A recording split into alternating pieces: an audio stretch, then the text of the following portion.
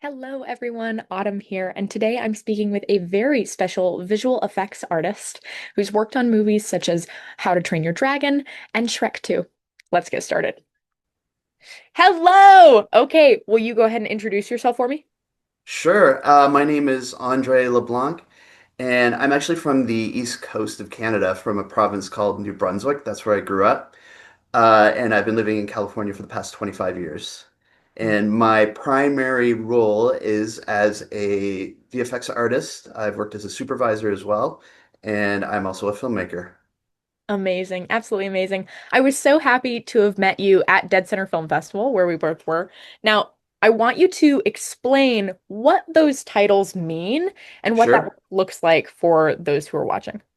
Yeah, so VFX artist is kind of a broad term that is applied to a lot of people, kind of like filmmaker. And VFX artist has many different departments within it. You can be an animator, you can be like a lighter or a modeler, which is someone that builds the characters or the environments, or you can be like me, which is a little bit confusing. It's an effects artist within the VFX umbrella. And an effects artist is someone that is usually working on all the all the wow stuff. So like the explosions, the pyrotechnics. It would be the same thing as in live action as if you were like an SFX artist, like doing pyrotechnics, setting up gore, like like things like that, destruction. It all falls under my umbrella. So while the modeler might build a building, I would be the person that comes in and destroys it. How much fun is it to be able to be the wrecking service?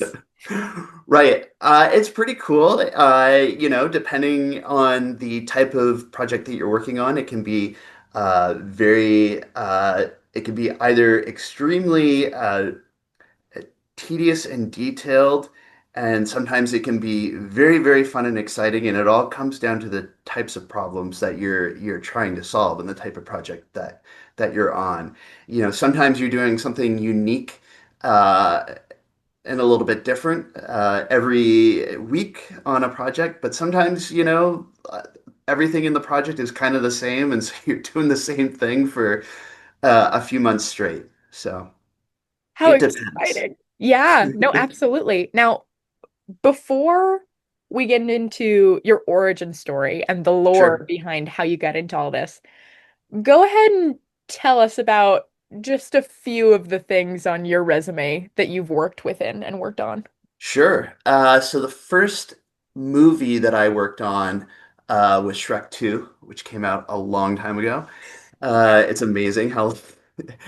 And the most recent stuff that I've worked on would be the Love, Death, and Robot series that's Yeah. on Netflix, and the Secret Level series that is on Amazon Prime.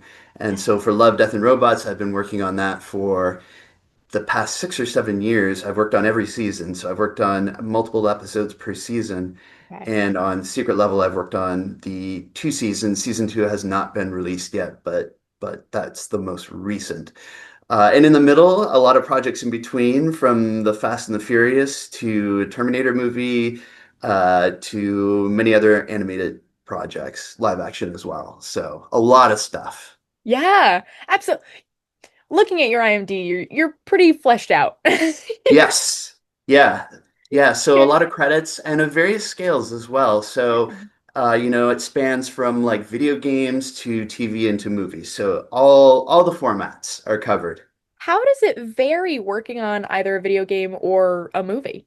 So with the video games, I should clarify that what I've worked on is like cinematics, which are a little bit Mm, different than in-game stuff. sure.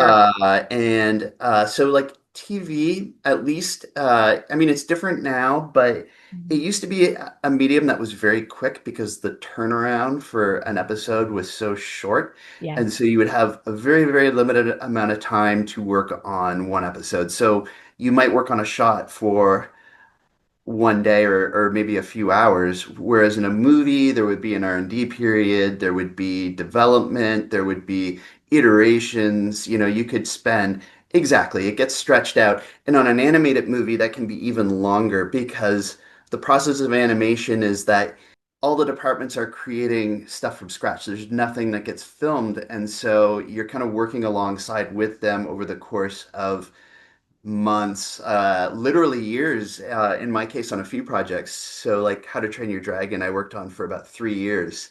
And so Okay. that's like I'm compared to say like an episodic live action television show, which you might work on for like a week or something like that, depending. That's crazy to think about the timelines and attempt to compare them. I know, right? And a lot of it has to do with the scale. Like, I mean, the amount of stuff that you might be putting into a frame is so much more varied, and there's usually a lot more of it, and all of it has to be. A lot of times, it's being created from scratch, and so there's a lot more time that gets involved in it, and then there's a lot of iteration time with all the other departments as well. So you're kind of moving along with them. It's a different process for sure. It sounds like it. Lots of time to bond, it sounds like. Yes. Yeah. Okay, so within all of that business, how long in total have you been involved in the film industry and doing the work that you've been doing? So I started in 2002, so 23 years now. And I started at a studio in Northern California called Pacific Data Images. It's in the Bay Area. And they were part of DreamWorks. They were their own tech company and they became part of DreamWorks. And Yeah. then after a couple of years working there, I did end up moving to DreamWorks proper, and I was working with that studio for about 10 years. The story of like how I started, I think it's similar to a lot of people who have creative arts backgrounds. There's something probably in their childhood that they really love, whether it's like capturing images, photography, movies, performing.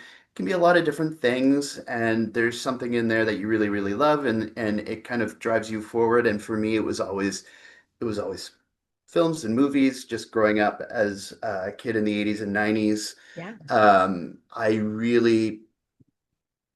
I was really drawn to like I guess the magic behind it, the smoke and mirrors element. And so, I started in that as when I was quite young, but cameras weren't as ubiquitous as they are now. So I kind of fell more into the artistic side, the drawing side. Yeah. And so a lot of it for me was drawing, photography, miniature photography, stuff like that. But when I graduated, I did a 180 shift, and I, of course, after doing all that, went into computer science, as you do Sure. for, you know. Right.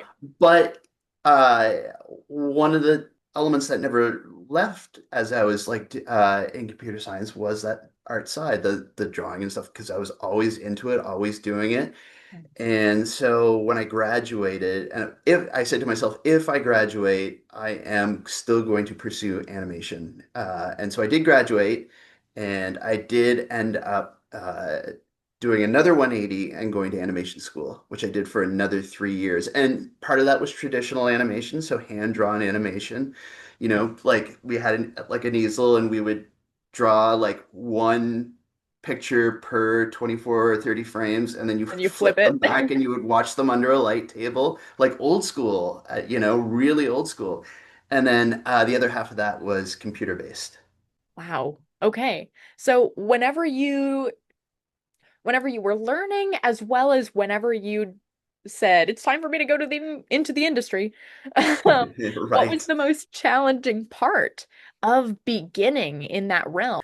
So getting into the work realm was, I mean, it was relatively difficult at the time just because I wasn't really prepared for what was going to happen after the experience of being in animation. Because even while I was doing the animation stuff, like, I had mentioned at the very beginning, animation VFX are my background, but I'm also doing filmmaking. So even while I was in school, I was still doing filmmaking. So I was kind of at a crossroads of like, where am I going to go after this? What am I going to do?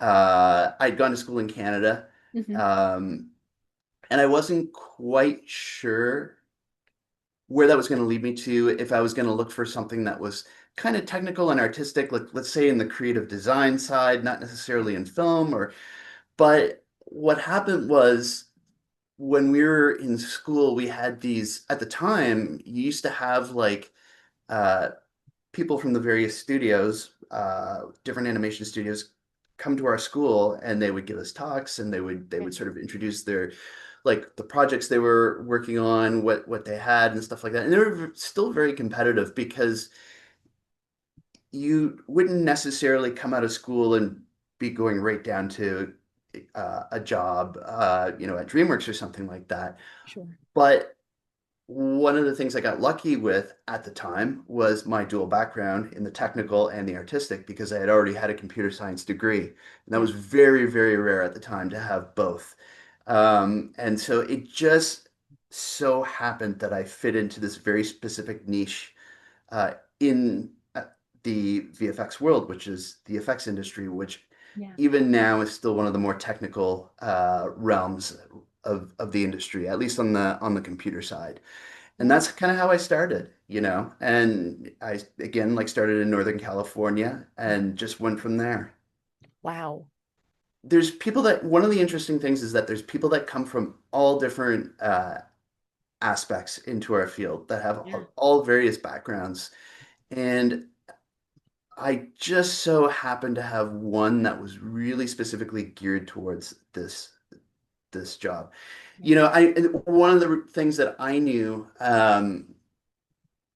as I was nearing the end of my school days was that like I never was like a great animator. There's people that are great at performance and Sure. creating that sort of like that heartfelt, that energy and making even inanimate objects come to life with personality. And I was not that, but I was really good at blowing stuff up. We need that. Right. We need your destructive capacity. Right. There you Makes this go. so much cool. Okay. Wow. Yeah. Okay. And within filmmaking directly, is your story kind of similar? Explain to me within just raw filmmaking element of how you got into that and what made you want to and that kind of thing.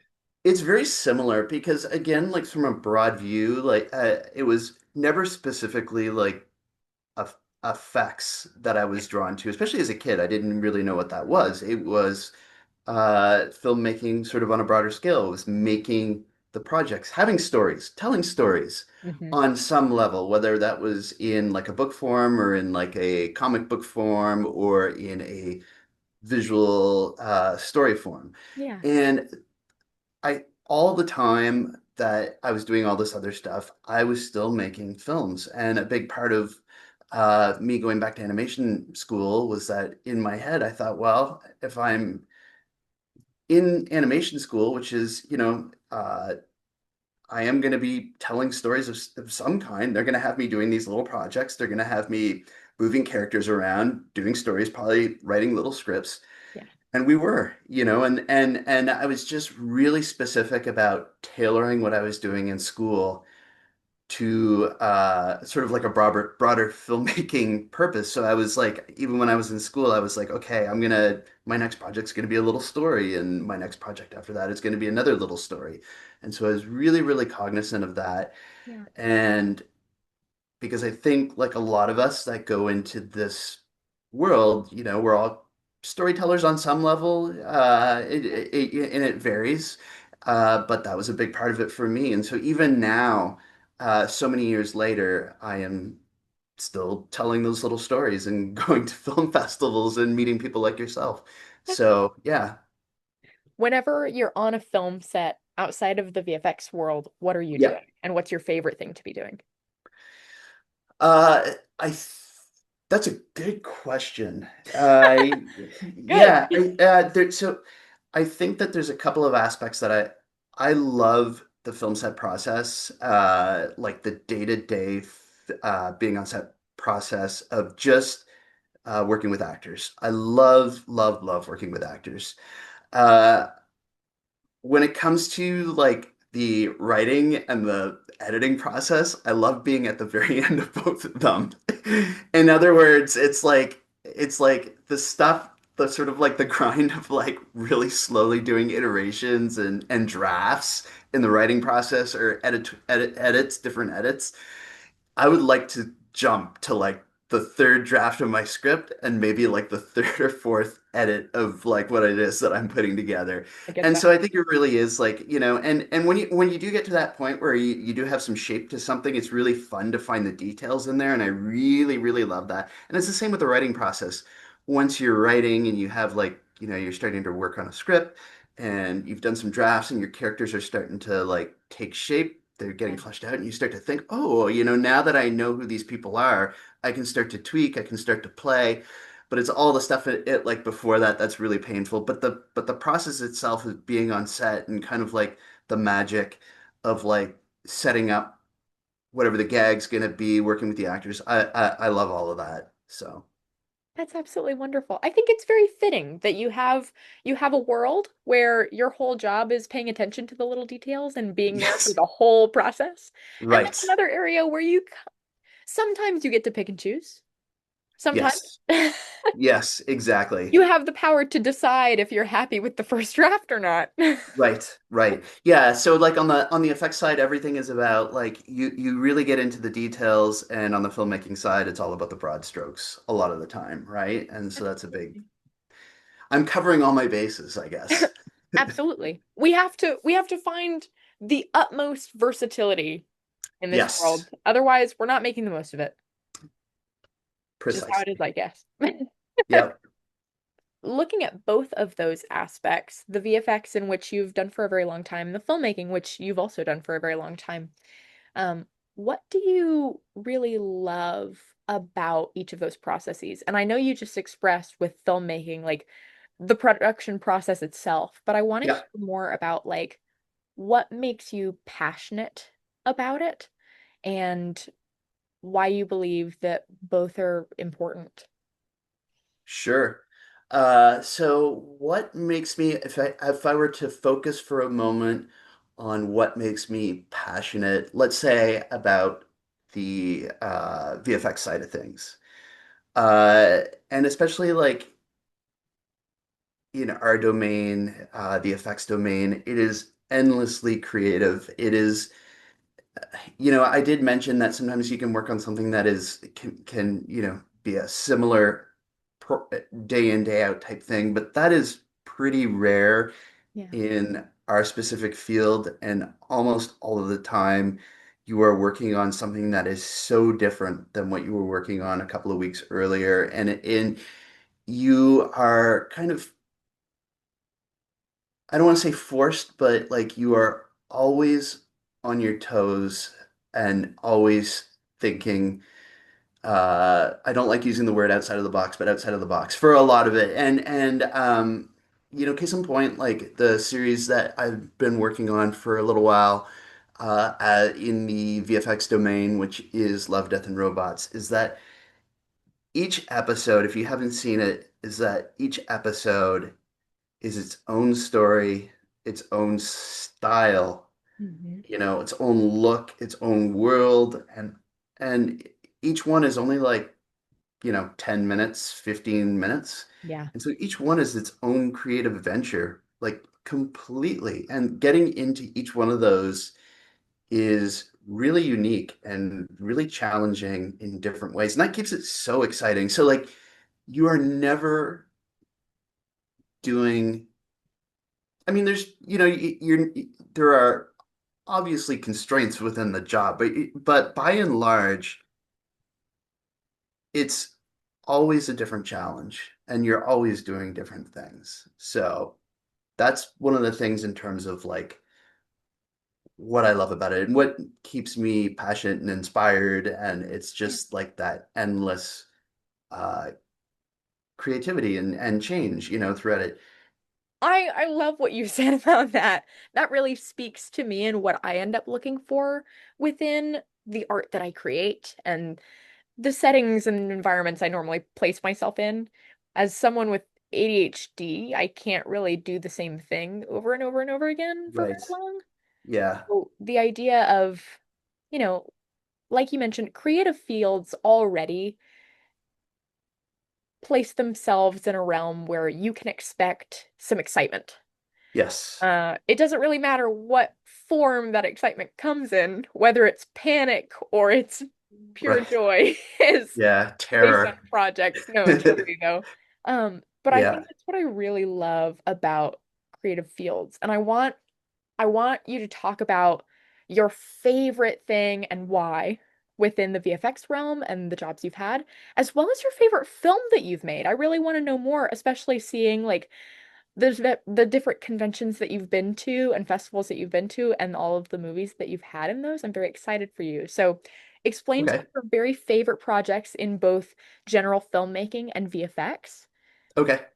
Yeah. I think that you know, it's interesting because over the years I realized, oh man, there's like a lot of projects, Yeah. and I've already touched on it, so I won't talk about it too like more necessarily. But You're good.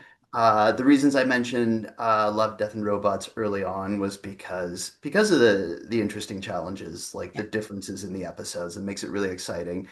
One of my favorite projects that I've ever worked on, and it was a tough project too because it was we were very constrained by time. It went through many iterations, and a lot of it came together in what may have been like a few months, even though like we worked on it for a long, long, long time. Was How to Train Your Dragon, and that project was just it was just magic. And like all like I mean we again it was a really tough project, but when you started to see that story come together, it was it felt like you were working on something really special. It's really hard to explain, but like you were willing to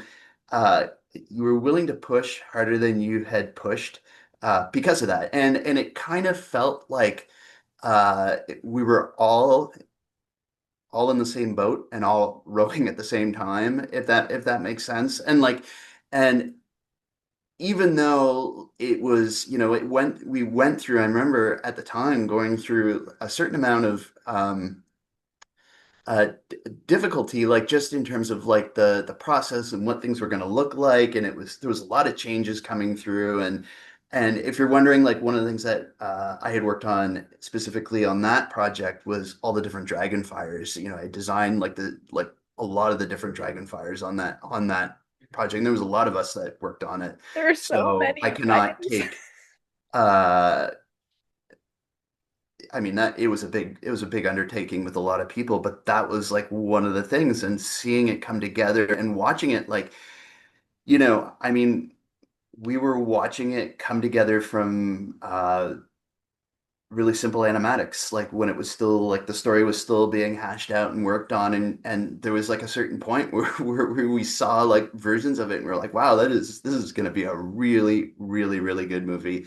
And I think from that point forward, just the energy. Some projects have an energy which is like uh, even when the project is really hard, they can be such foundational and positive experiences. Yeah. And some projects can be, depending, they can be the opposite. And that was just one that really kind of like I always draw back on. Over time, over the years, I always look back on that and I think, wow, you look back on it with such fondness because it was so pivotal. And it was a great movie. So, Yeah. It still holds up. yes, it does. It holds up by a lot, and so does the fire. I think you did an amazing job. You and the team, of course, but like Yes. every time Yeah, I there's a watch lot of it, us on that. yeah, the first time I watch it specifically, I was really blown away by the attention to detail and Yeah. the small variations and the larger variations between dragons. It really makes it. So tell me about your favorite film that you've helped create. Okay, so of the film projects that I have worked on, it's really tough because when you work on your own specific project, and I have to like preface this by saying like anything where you own the whole creative process, there's like a real love-hate relationship with Yeah. what you create in that.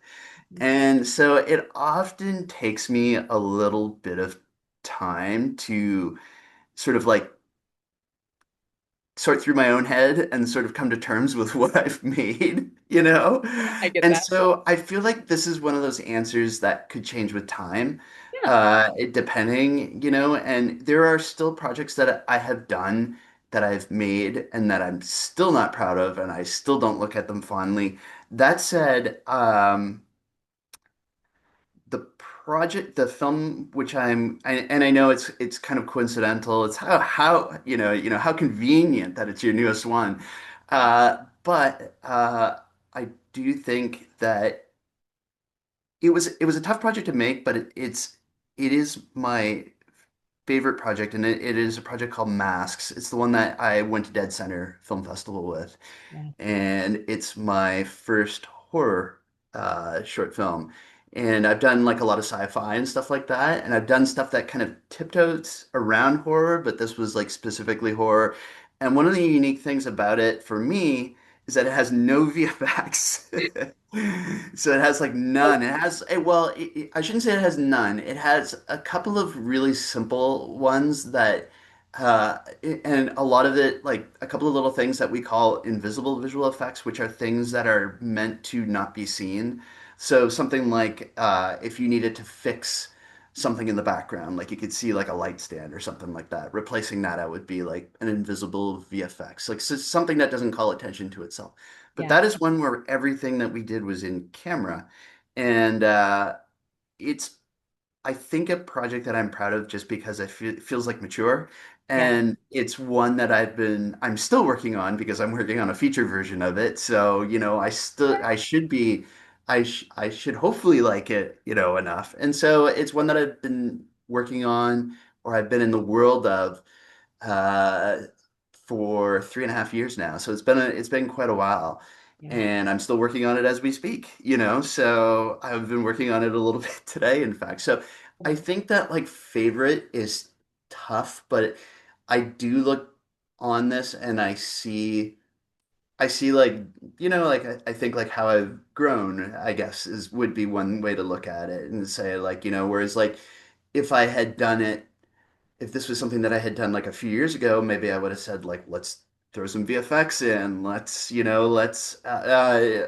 a different. But I think there's like just I see like the restraint and other aspects, things that maybe I wouldn't have done as well in the past, where those some of those elements are, at least for me, becoming more noticeable, and that makes me, I guess, proud of the work when I look at it now. And so I came away from the project when it came together feeling very fondly of it, and that is a very unique experience for me for my own projects. Usually I come away, you know, with like sort of it takes me a long time to come back to them and think, yeah, that was okay. Um, Whereas this one I still have feelings for. So and it's probably a good thing since I'm still working on it, right now, trying to get a longer version of it. Yeah. And so I would say that is probably my favorite project. But again, caveat to be determined. I completely understand that. I'm working on just my second film that I've ever Okay. written and or directed right now. Congratulations. Hey, thank you. Congrats to you. Oh, I'm thank so you. proud of you creating it into a feature, and I'm really glad that means that you liked the world well enough. I think that's Yeah. important. Um, but I completely understand the idea of like, you're in the whole production. You are Yes. the one who is the most acutely aware of everything that might be a problem or was solved, but maybe you think could have been solved a different way or maybe better, or Yes. you're the one seeing all of the problems on set Of or course. dealing with the people because people are human, and that's the whole Yes. point. So I get it. Yes. I really All get of it. that. But I'm really excited about it, and I'm really excited to see whenever the feature version comes out. I am a big fraidy cat, but I want to be able to support your art form. where can people watch the short of Masks? Is it public yet or not just yet? No. It's not public yet, so we're still in our festival run. We'll be playing at a festival in about a week and a half, so Okay. that one will be Popcorn Frights. And then we are part of a festival called Schnit, uh, SHNIT. Have you heard of it? No. It's a short film festival, but um, it plays simultaneously in like 15 different cities. What? Uh, yeah, all over the world. And not, when I say simultaneously, I don't think it's literally at the same time, but Okay. it's like it plays multiple cities. It's not just one venue. Like Palm Springs Shorts Fest is in Palm Springs. It's more like it's multiple venues across different cities. Wow. And so that will be interesting. And then we have some other ones coming up in October. So we'll be doing our festival run until probably the end of November, and then we will be online. Okay. And the so that would probably be December. And then the other projects, so like I've done multiple other shorts. Some of them are online now. They're on Vimeo. Okay. If anybody ever wants to check them out, they're vimeo.com/Andre LeBlanc, which is my name. And if you go there, you'll find my page. And the ones that are posted, you can watch. So I'll be promoting where everyone can watch those things because I know Yep, that you create great work and that's very exciting. cool. Yeah. Now, within maybe a broader realm, from all of the wonderful projects you've been a part of to the wonderful projects that you have created and continue to work on and create, as well as your origins and everything that encompasses your career and your artistry up to now. I know that we talked a little bit towards the very beginning about AI coming into, the world and therefore it can't avoid your Quickly. workspace, Yeah. right? Um, but I'm wondering if the answer will to this question will end up encompassing why the arts are important. So I want to ask how AI is or may shift your role Mm-hmm. Okay. and why you believe it's important that humans are the one creating art. In terms of shifting the role, it's really hard to know at this moment in time. If you listen to like the word on the street or the noise, it's really hard to know because it sounds like everyone is just pushing for everything to be AI. Yeah. It's not really feasible, but that seems to be the push, and because you hear so much of it. I think, and what I am concerned about a little bit, of course, is like a lot of times in our industry, and I think in every industry, uh, you know, new people that come into the industry, they tend to work on tasks that are simple and repetitive Yeah. and not necessarily tasks that involve like a lot of interacting with, whether it's the director or a lot of back and forth between all the departments that are very, very custom, that are going to take months. You tend to not have many junior artists or new artists working on those. You tend to have more senior artists working on those. So junior artists tend to work on things that are a little bit more repetitive. And one of the fears, and I think you'll see this in multiple industry, is that a lot of those jobs are a little bit easier to automate. And so what happens when they can't break in is like you kind of create an imbalance. And I think right now that's the fear. And what does that look like? Do you end up having places that are just all senior artists with no new people, no new blood, no new ideas? That's a concern because that's not healthy. And on top of that, does it become a tool that we rely on to think for us? One of the interesting things that came out of the one of the Dead Center panels while we were there was one of the questions was about AI and how that was going to influence. One of the things that requires careful consideration is not the use of it. I think that genie is out of the bottle. You can't put it back in now. It's here. And to what extent, we don't know. We're still figuring it out. But uh, is it going to remove our ability to think for ourselves and make our own decisions. Whereas, like, so, like, right now, every creative decision, even if you're making it on a computer, uh, you're making it yourself. All those choices, there are things that you're effectively controlling. And once you kind of stop doing that and asking the AI to sort of fill in the blanks for you, there's sort of like a fine line between you getting like some like it allowing you to think a bit broader or helping you speed things up to it saying like, oh, I can do a version of this for you if you would like, or I could do this, but I'm gonna do it. And you then in return saying, okay, yeah, that's fine by me. And at that point, what you're doing is you're generating something that's not even yours to begin with. It's something that you really haven't put any thought into. And so I think that for me is the concern. And so we'll see where that balance is. But those are the two main things right now is like, how does this affect the balance in not just our industry, but in many industries, I think, going forward? Like, what does it do to like workforces and how does it affect sort of like the dynamic between like how many new people can come in versus like, and then of course, how much does it replace the thought process?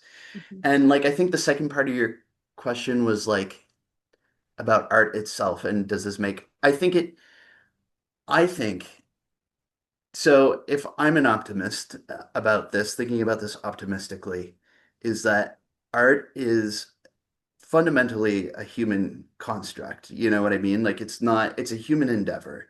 And even if there's a species that's more intelligent, I don't think anything that they would do would be considered art because we as humans appeal on the artist level to the sort of like the human endeavor. What led to that thing that we're watching on sort of like a human level? Like what, we're looking for me, like I don't watch movies for pretty pictures. I watch movies to sort of like oh, for me now, especially I watch shows, stories based on the people who are creating them.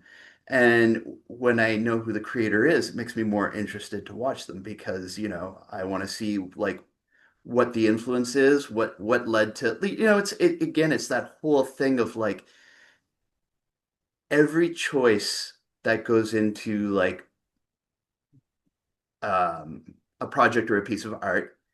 I mean, that's a decision, every choice, every decision, but like you have to make choices, and that's sometimes they're really hard choices, and that's part of making art. And I think that, and I hope that audiences will also not be inspired just to look at like, you know, I imagery, like you quote unquote content for the sake of content and want to see things that are like at least on some level. I think there will always be a hunger for like human experiences and like stories that are made by people and shared by people and people understanding those people and what made you decide to do that thing. And I think that's how we connect on that level.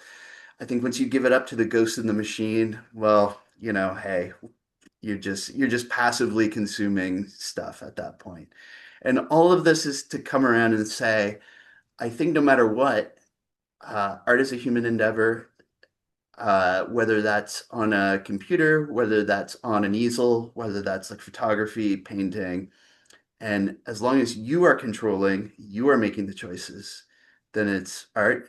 And if it's a machine that's making the choices, then it's probably not. But I hope that people are still going to be inspired to watch stuff that is created by people with that in mind. Why is art important to the world? I think a lot of it, I mean, different mediums and different forms of content are meant to do different things. But at the end of the day, it's meant to provoke, it's meant to like inspire, be aspirational, uh, all of these different elements. But at the end of the day, it's basically like a mirror up to the society, whether that's funny, scary, it doesn't matter. And it's important for people now to sort of like be witness to that and see it and sort of understand it and be provoked by it. but it's also important for future generations to look back and see what was created before and understand what those generations were provoked by or thought about. So, It tells a very intimate history of human presence, really. yes, exactly. And I'm so excited for people to get to hear more of your story. Thank you so much. This was really great. I had a really, really good time and some fantastic questions, and hopefully, gives a better understanding of the VFX world and the different aspects of it, or at least one of the aspects of it, one that I work in. Absolutely. That definitely helps. Yeah. I think you wrapped that up beautifully.